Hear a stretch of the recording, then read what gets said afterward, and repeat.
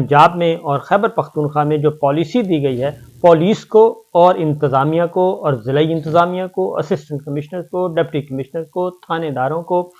अस्सलाम वालेकुम वरहमतुल्लाह। प्यारे दोस्तों, उम्मीद करता हूँ सब खैरियत से होंगे। एक नई वीडियो के साथ आपके सामने हाज़िर हूँ। वीडियो देखिए, उसके बाद बात करते हैं। अच्छी लगे तो लाइक ज़रूर कीजिएगा। आइए वीडियो देखते हैं।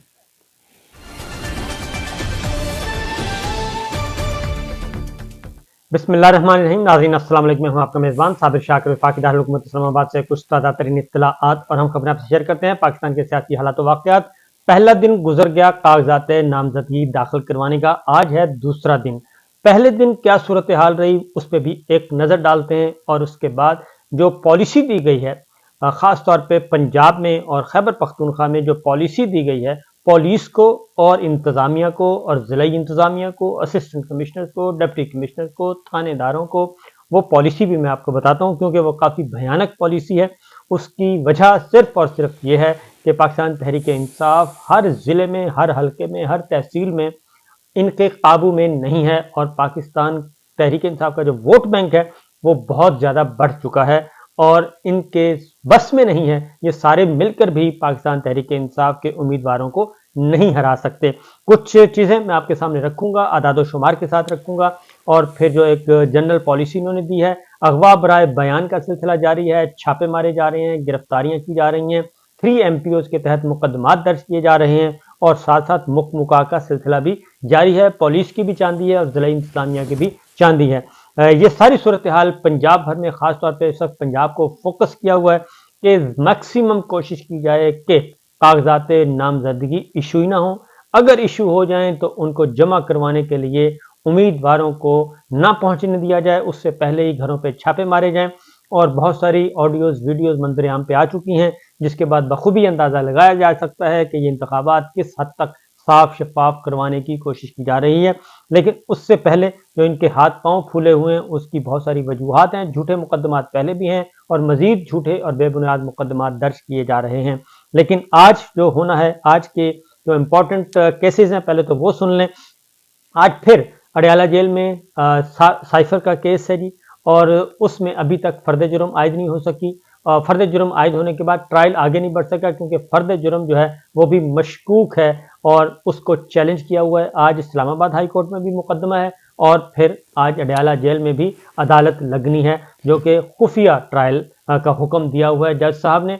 इस्लामाबाद हाई कोर्ट का ऑर्डर है ओपन ट्रायल किया जाए जिसमें पब्लिक हो, जिसमें जो मुल्जिमान हैं यानी कि इमरान खान साहब हैं, शाह महमूद कुरैशी साहब हैं, उनके अजीज़ व क़ारब मीडिया के लिए ओपन कर दिया जाए अदालत को और साथ साथ सिविल सोसाइटी से कोई आना चाहे, वकला सुनना चाहें तो यह है इस्लामाबाद हाई कोर्ट का ऑर्डर। लेकिन इस्लामाबाद हाई कोर्ट के बरक्स जो साइफर कोर्ट ने ये काम किया है कि साइफर कोर्ट ने अज खुद खुफिया ट्रायल कर दिया, उसको सीक्रेट ट्रायल में तब्दील कर दिया है और साथ ही साथ रिपोर्टिंग पर भी पाबंदी लगा दी है कि ना ही बाहर आके कोई वकील बताएगा और ना ही वो आगे रिपोर्ट हो सकेगा।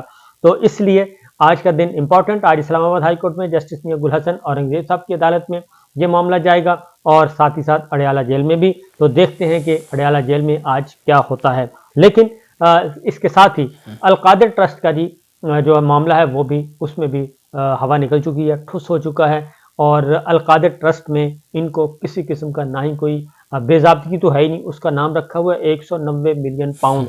तो 190 मिलियन पाउंड जो आया पाकिस्तान की तारीख में पहली दफ़ा बाहर से कोई रिकवरी हुई और पाकिस्तान में पैसा पहुंचा बरतानिया से 190 मिलियन पाउंड और वो 190 मिलियन पाउंड जो इस वक्त है वो फेडरल गवर्नमेंट के अकाउंट में जा चुका है, सिंध गवर्नमेंट के अकाउंट में जा चुका है और उससे पहले वो सुप्रीम कोर्ट ऑफ पाकिस्तान के एक अकाउंट में था। तो ये उसकी हकीकत है। इसलिए 190 मिलियन पाउंड तो क्या, 1 रुपए की भी एम्बेजलमेंट नहीं हुई। उधर से मार खाने के बाद अब एक नया, क्योंकि कोई एक नहीं है इस वक्त पॉलिटिकल इंजीनियरिंग में मसरूफ इदारा इलेक्शन को शफाफ और गैर जानिबदार और शफाफ होने से ख़राब करने के लिए, क्योंकि इलेक्शन साफ शफाफ तो तब होंगे जब लेवल प्लेइंग फील्ड होगी। उसमें नादरा का भरपूर किरदार है जी, मनफी किरदार जा रहा है और इलेक्शन कमीशन तो खैर सर फहरिस्त है, चीफ इलेक्शन कमिश्नर उसके तमाम अरकान आंखें बंद करके बिल्कुल एक अंधों की तरह वो बदयांती का मुजाहरा कर रहे हैं।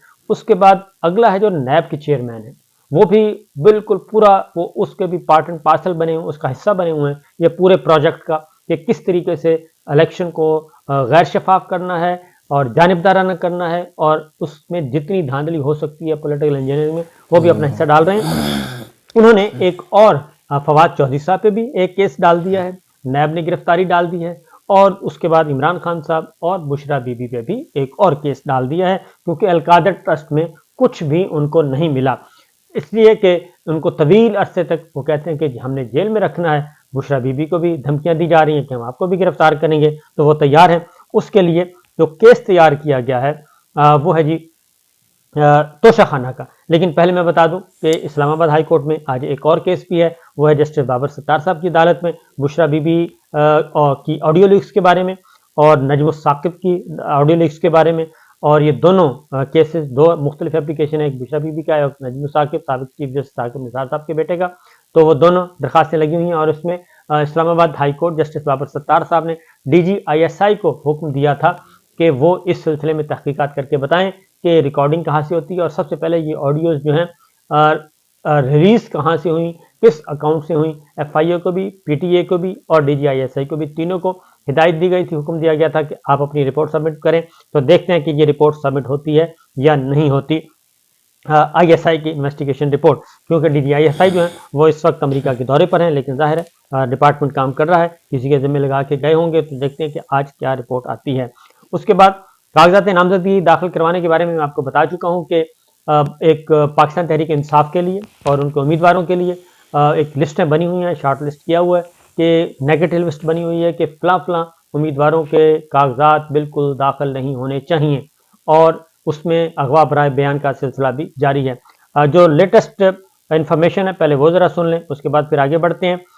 एक तो सियालकोट उस्मान डार साहब वाला हल्का, वो आपको रिपोर्ट हो चुका है, उसको रिपीट करने की जरूरत नहीं, लेकिन उनकी वालदा के साथ साथ अब कुछ ऑडियोज लीक्स हुई हैं, ऑडियोज सामने आ गई हैं जिसमें उनकी वालदा माफ़ी मांग रही है, ना सिर्फ माफ़ी मांग रही है बल्कि हाथ जोड़ रही है अब पुलिस के कि आप ऐसा ना करें, ये जुल्म ना करें। वो बेटा बेटा कह के पुकार रही है पुलिस जो आई थी पुलिस गर्दी के लिए उनको, लेकिन दरवाजे तोड़े जा रहे हैं, आवाज़ें आ रही हैं, खवातीन की चीखो पुकार है, और बच्चे जो हैं, छोटे बच्चे जो हैं, वो भी रिक्वेस्ट कर रहे हैं पुलिस अंकल से कह के। ये सारी चीज़ें आ गई हैं सामने, जबकि DPO जो सियालकोट हसन साहब का जो बयान आया वो बिल्कुल उससे मैच नहीं करता, और वो गलत बयानी पर मबनी एक लगता है, क्योंकि जिस तरीके से उन्होंने कहा कि जी हमने रेड किया और उसके बाद खवातीन ने बदतमीज़ी की, ऐसा तो कोई उसमें कोई शवाहिद नहीं मिले।